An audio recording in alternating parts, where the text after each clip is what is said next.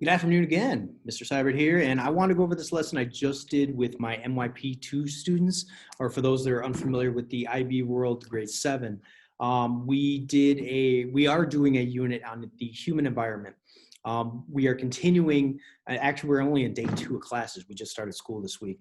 And one of the things I wanted to do this week was talk to students about a case study in Argentina. So what we did was we focused on a region called the Pampas. And so for purposes of this lesson, what we did was, apart from looking at the Pampas, we looked at 3 different arguments from 3 different perspectives. And then what students are going to be doing is putting those arguments into a debate. So without further ado, I want to share the screen with you to kind of show what it looked like. So what you see right here is the plan that I had put together. First, I had to watch a video.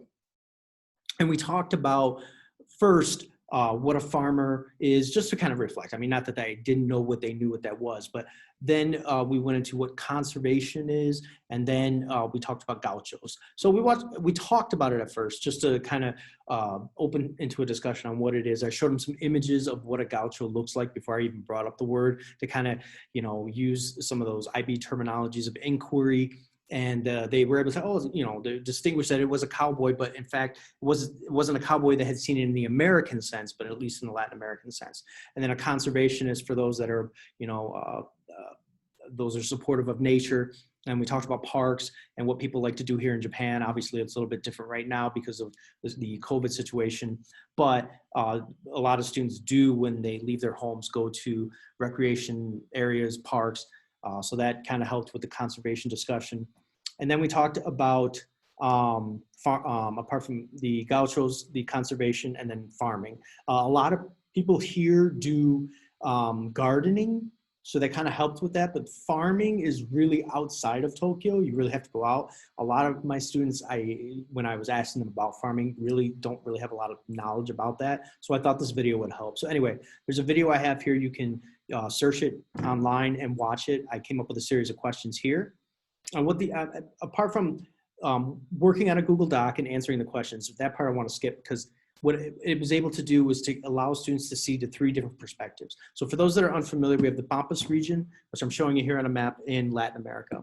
And you have 3 different groups that aren't necessarily arguing, but are making a claim that the area is, because it is so, shall we say, small, that it needs to be of the consideration of 3 different groups. And I have that highlighted here. You have the Pampas, which is the region, but you have the gauchos, who are the ones who are not just the cowboys, but the ones who are the cattle herders.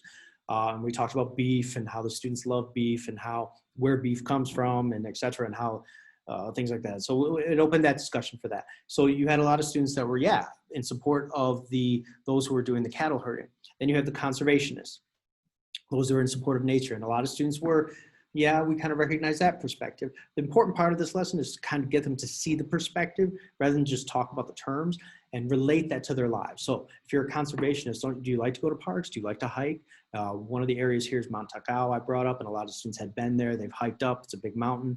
And so they understand that perspective of the conservationist side. And then the farming. Our students, for the most part, eat extremely healthy, so they understand the vegetables, the produce side of it, and the importance of farming. So once you have those 3 different perspectives, what you can do with this lesson, and what I did was, now we're going to have a debate. It's good because I teach primarily second language learners that need English speaking skills. So using that, at the bottom, I have this useful debate phrases. It's a sheet I've been using for a while. I'm going to be doing another video on debate.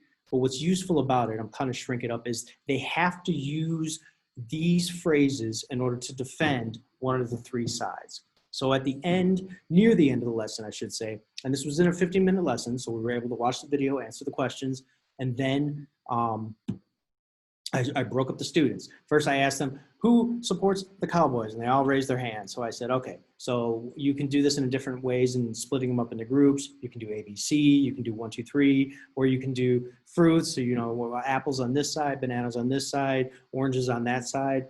And for this one, what I did was I just did numbers. So I split the group up. The number of students were 10, so we had a group of 3, 3, and 4.